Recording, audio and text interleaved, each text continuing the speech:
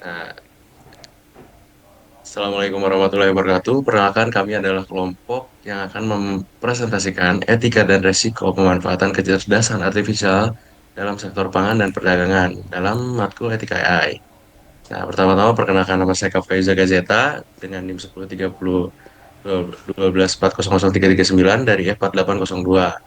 Nah, dalam PPT ini terdapat daftar isi yang kita buat itu nama anggota kelompok, pendahuluan, analisis masalah pada sektor, kesimpulan, serta penutup. Nah, baik, para anggota kelompok dipersilakan untuk memperkenalkan diri, dimulai dari Dela Octavia. Kenalkan, nama saya Della Octavia dengan NIM 1030124002600. Oke, selanjutnya perkenalkan nama saya Muhammad Hafiz dengan NIM 1030124000078. Perkenalkan, nama saya Muhammad Haidar Zaki dengan NIM 1033012400168. Oke, selanjutnya saya Muhammad Rifki Al-Fajri dengan NIM 1030124300036. Baik, terima kasih sudah memperkenalkan diri. Nah, saya sebagai host akan membacakan pendahuluannya. Pendahuluan itu mencakup latar belakang dan rumusan masalah. Baik, saya akan menjelaskan latar belakang dan rumusan masalahnya. Nah, di era digital ini, teknologi artificial intelligence atau AI itu berkembang pesat dan mulai diterapkan dalam berbagai sektor, termasuk pangan dan perdagangan. Materi kita kali ini, AI dapat meningkatkan efisiensi, kualitas, dan personalisasi layanan, namun implementasinya tidak lepas dari tantangan, seperti kurangnya pemahaman pelaku dari industri, keterbatasan data, terus ada resiko kesalahan sistem, serta isu etika dan privasi data. Nah, rumusan masalahnya terdapat jadi minimnya pemahaman pelaku industri terhadap AI, keterbatasan data berkualitas dan infrastruktur pendukungnya itu kurang, serta potensi kegagalan dalam sistem atau kesalahan prediksi. Lalu ada ancaman privasi dan keamanan data konsumen, dan belum adanya regulasi dan etika yang jelas. Nah, tujuan dan ruang lingkupnya itu mengidentifikasi resiko dalam rantai pokok pangan, serta menganalisis peran AI dalam mitigasi risiko, mengevaluasi tantangan dalam dan dilema etika, memberikan saran untuk kebijakan dan praktik ke depannya. Nah, topiknya kan kita dalam AI dalam manajemen risiko rantai pasok pangan dan perdagangan. Lalu aspek yang kita akan bahas itu adalah produksi, logistik, keamanan, regulasi, dan etikanya. Nah, cakupan waktunya kita fokus terhadap perkembangan pada tahun 2025. Nah, baik. Nah, analisis masalah pada sektor selanjutnya itu akan diperjelas oleh anggota saya yaitu Dela Octavia. Boleh, Dela Octavia, persilakan untuk menjelaskan. Baik, di sini saya akan menjelaskan potensi pemanfaatan AI dalam rantai pasok pangan. Kecerdasan buatan membuka peluang besar untuk meningkatkan efisiensi, produktivitas, dan ketahanan sektor pangan dari hulu ke hilir. Di bidang pertanian presisi, AI dapat memanfaatkan data dari citra satelit, drone, sensor tanah, dan cuaca untuk mengoptimalkan penggunaan air, pupuk, dan pestisida secara tepat sasaran. Pendekatan ini tidak hanya menghemat biaya, tetapi juga ramah lingkungan dan meningkatkan hasil panen. Selain itu, sistem diagnostik berbasis gambar tanaman memungkinkan deteksi dini terhadap hama dan penyakit tanaman yang sebelumnya sulit dikenali secara manual. Dengan intervensi yang lebih cepat, kerugian akibat serangan hama dapat dikurangi secara signifikan.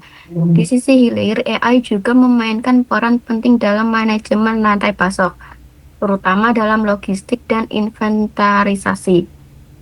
Sistem prediksi permintaan berbasis data historis dan perilaku konsumen membantu mencegah overstocking atau kekurangan stok pangan.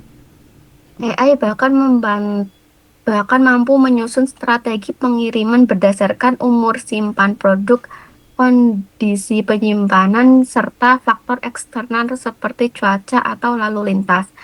Dengan demikian, AI berkontribusi pada efisiensi distribusi serta meningkatkan kualitas dan keamanan pangan secara menyeluruh.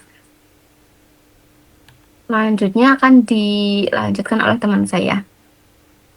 Oke, baik. Terima kasih Del Octavia telah menjelaskan potensi pemanfaatan AI dalam rantai pasok pangan. Nah, selanjutnya ini ada resiko implementasi dan tantangan nyata. Akan dijelaskan oleh Muhammad Rifki Al-Fajri. Dipersilahkan. Oke, saya akan menjelaskan bagian risiko implementasi dan tantangan nyata. Walaupun menjanjikan, implementasi AI di sektor pangan menghadapi tantangan serius. Salah satunya adalah keterbatasan infrastruktur digital, khususnya akses internet di daerah pedesaan. Tanpa koneksi stabil, penggunaan AI berbasis sensor atau drone menjadi sulit.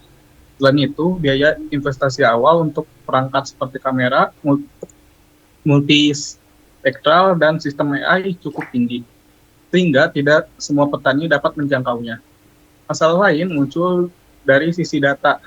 Banyak data pertanian di Indonesia tidak terstandarisasi, tersebar dalam berbagai format manual, dan sulit dikonsolidasikan untuk melatih model AI yang akurat. Rendahnya literasi digital petani dan terbatasnya tenaga ahli AI di bidang agrikultur juga memperlambat adopsi teknologi ini. Tanpa penguatan kapasitas dan dukungan kebijakan, kesenjangan antara petani modern dan tradisional bisa makin melebar. Baik, terima kasih Rifki Al-Fajri telah menjelaskan resiko implementasi dan tantangan nyata penggunaan AI. Nah, selanjutnya ada isu etika dalam pemanfaatan AI pangan. Boleh dijelaskan oleh Muhammad Hafiz. Silakan Muhammad Hafiz, dipersilakan. Baik, terima kasih atas kesempatannya. Di sini saya akan menjelaskan tentang isu etika dalam pemanfaatan AI pangan.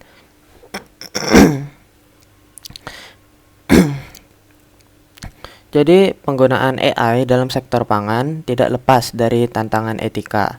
Salah satu isu krusial adalah hak atas data. Siapa yang memiliki data hasil panen, kondisi lahan, dan informasi pribadi petani. Tanpa regulasi yang jelas, data tersebut bisa disalahgunakan oleh pihak korporasi untuk keuntungan sendiri. Privasi komunitas juga rentan jika data strategis jatuh ke tangan yang salah. Oleh karena itu, algoritma AI bisa mencerminkan bias terhadap wilayah atau skala produksi tertentu, menghambat akses petani kecil terhadap pembiayaan atau subsidi. Oleh karena itu, transparansi algoritma sangat penting agar keputusan dapat diaudit dan dijelaskan. Etika AI juga mencakup dampak sosial dan lingkungan, termasuk potensi kehilangan lapangan kerja dan overintensifikasi lahan. Pada adanya prinsip keberlanjutan dan keadilan dalam seluruh ekosistem teknologi pangan ini. Oke, saya Baik, kembalikan lagi Muhammad Hafiz, kepada terima host. kasih. Oke, Hafiz, terima kasih telah menjelaskan isu etika dalam pemanfaatan AI pangan. Nah, selanjutnya kita ada kesimpulan yang akan dijelaskan oleh Muhammad Haidar Zaki. Silakan Muhammad Haidar Zaki akan menjelaskan kesimpulan. Baik, jadi yang terakhir kesimpulan pemanfaatan artificial intelligence atau AI di berbagai sektor, khususnya pangan dan perdagangan, menghadirkan potensi transformatif yang signifikan. Dalam sektor pangan, AI mampu meningkatkan produktivitas melalui pertanian presisi, mengoptimalkan rantai logistik dan distribusi, serta meningkatkan keamanan dan kualitas pangan. Di sektor perdagangan, AI dapat menganalisis perilaku konsumen dan memberikan pengalaman berbelanja yang lebih personal. Ini semua berujung pada efisiensi operasional, pengurangan biaya, dan peningkatan kualitas layanan. Namun, di balik potensi tersebut, implementasi AI tidak lepas dari risiko dan tantangan yang serius. Hambatan seperti keterbatasan infrastruktur, kualitas dan ketersediaan data yang bervariasi, serta kurangnya sumber daya manusia yang terampil masih menjadi kendala utama di Indonesia. Lebih lanjut, ketergantungan berlebihan pada AI, resiko keamanan cyber, dan dampak sosial ekonomi negatif seperti potensi pengurangan lapangan kerja dan kesenjangan digital perlu diantisipasi. Aspek etika menjadi krusial dalam pengembangan dan penerapan AI. Masalah privasi dan kepemilikan data, bias dalam algoritma yang dapat menimbulkan ketidakadilan, serta akuntabilitas saat terjadi kegagalan sistem, menuntut perhatian serius. Penting untuk memastikan keadilan akses terhadap teknologi AI, menghormati kearifan lokal dalam praktik pertanian, dan mempertimbangkan keberlanjutan lingkungan agar AI tidak mendorong intensifikasi produksi yang merusak. Secara keseluruhan, untuk memaksimalkan manfaat AI sambil meminimalkan risikonya, diperlukan kerangka kerja yang komprehensif yang mencakup aspek teknis, sosial, ekonomi, dan etika. Regulasi yang jelas, pen- peningkatan literasi digital, dan penerapan prinsip-prinsip etika sejak awal pengembangan teknologi adalah kunci untuk memastikan AI dapat berkembang secara bertanggung jawab dan inklusif di Indonesia.